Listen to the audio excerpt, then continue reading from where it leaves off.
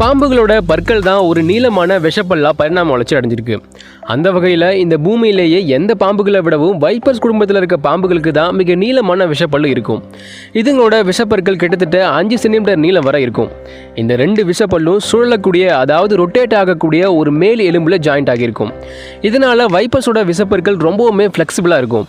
அதாவது வைப்பர்ஸ் இரையை கடிக்கும் போது அதோட விஷப்பற்கள் வெளியே நீட்டிக்கிட்டும், சாதாரண நிலையில் மேல் தாடைக்கு பக்கத்தில் மடிஞ்சும் இருக்கும். அது மட்டும் இல்லாமல் இதுங்களோட பற்கள் அந்த அளவுக்கு ஸ்ட்ராங்காகவும் இருக்காது.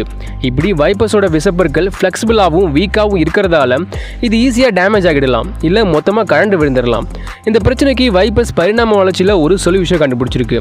அது என்னென்னா, இதுங்களோட விஷப்பற்கள் கழண்டு விழுந்துடுற வகையில் அமைஞ்சிருக்கிறதால இந்த பற்கள் அப்பப்போ கழண்டு விழுந்து வேகமாக மறுபடியும் வளர்ந்துடும்.